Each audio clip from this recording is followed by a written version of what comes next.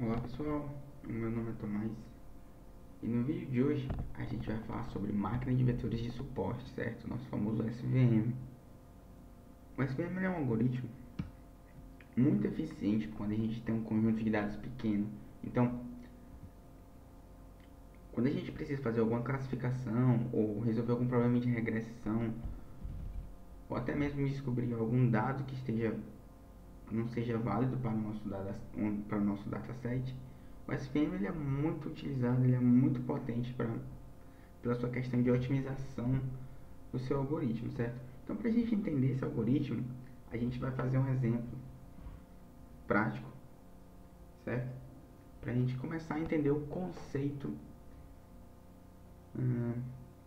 do SVM. Então, para começar, a gente vai criar a seguinte amostra. Como é que o SVM ele vai trabalhar em cima do nosso dataset, do nosso conjunto de dados, certo? A gente tem essa amostra onde ela é composta por 50% de uma classe A e 50% de uma classe B. Vamos fazer o seguinte, certo? A nossa classe A, vamos definir ela como nossos pontos amarelos. Então, como em amarelo nós temos a classe A e em lilás a gente tem a classe B, certo?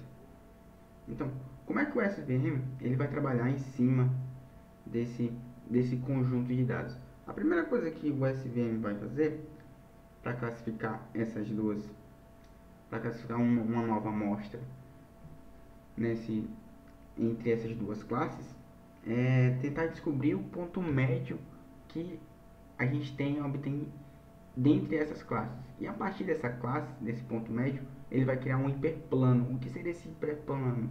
Seria uma reta que dividiria o nosso dataset em duas classes, em que a partir dessa reta a gente pode classificar se um dado ele é de uma classe A ou se ele é de uma classe B. Então vamos supor o seguinte, aqui que a gente pegou o nosso ponto médio, criamos o nosso hiperplano e o nosso gráfico passou a ser dessa forma. Ok, só que tem um detalhe, a gente não pode simplesmente criar o nosso hiperplano a partir do ponto médio. A gente definiu ali e vamos traçar uma reta e aquela reta vai funcionar para qualquer amostra que entrar. A gente vai precisar maximizar o máximo possível esse hiperplano para que a gente obtenha a maior probabilidade de uma nova amostra cair no seu dado local, para que sua classificação seja exata, seja aquela que a gente precisa. Para isso, a gente usa os vetores de suporte, é daí que vem o nome do algoritmo. Então, o que são esses vetores de suporte, certo? Os vetores de suporte, eles são os pontos de cada uma das classes que não estão próximos do limite de decisão. Esse limite de decisão a gente vai entender pelo nosso hiperplano, certo? Então, como a gente vai fazer para definir os vetores de suporte nesse caso? A gente pega o ponto médio, certo?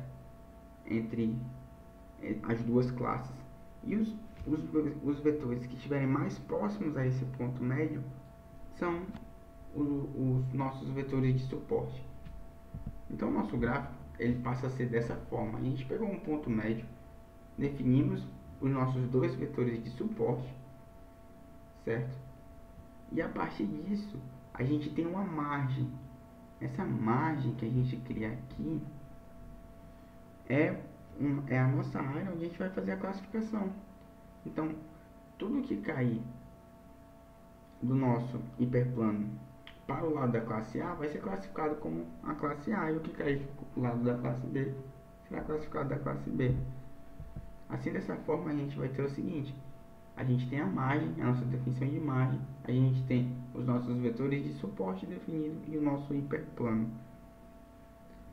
Mas como é que isso vai funcionar na prática, certo? Vamos mudar aqui para o Jupyter Notebook e a gente vai ver como é que a gente faz isso usando Python. Tá certo. Aqui eu já fiz algumas importações. Eu importei todas as bibliotecas, os algoritmos de aprendizagem de máquina que a gente vai precisar, certo?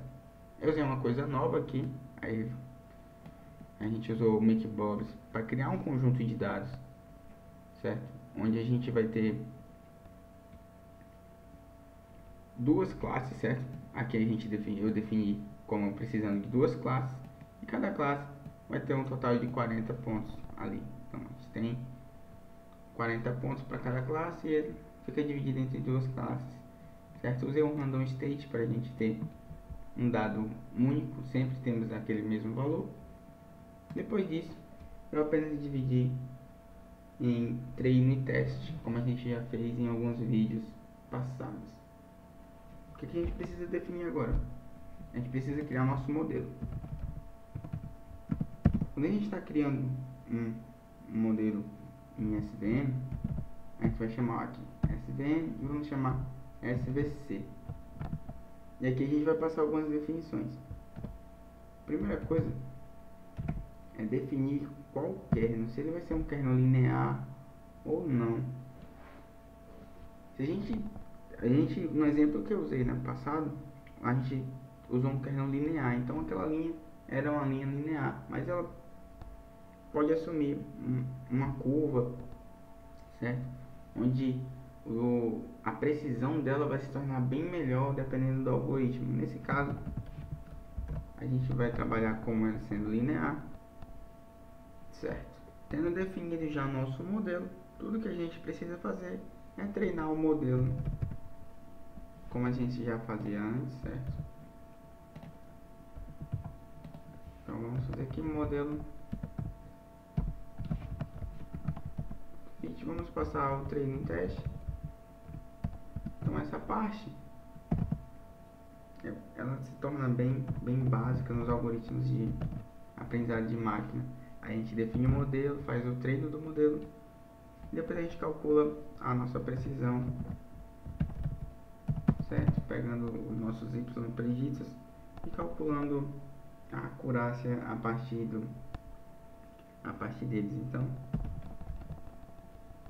aqui a gente vai chamar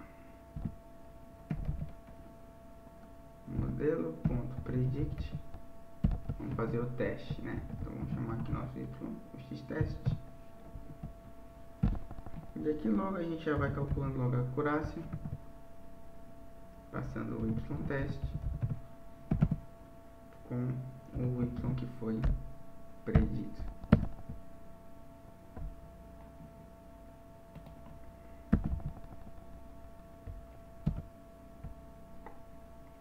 Ok. Com isso a gente obteve uma acurácia perfeita, certo? Isso é porque o nosso problema ele foi gerado com o Makebobs, então ele foi bem consistente nos resultados. Se ele fosse gerado com um dataset mais complicado, o algoritmo teria mais coisas para trabalhar, mais variáveis para identificar. Isso faria com que a acurácia dele fosse um pouco menor. O vídeo de hoje fica por aqui. Até a próxima, pessoal.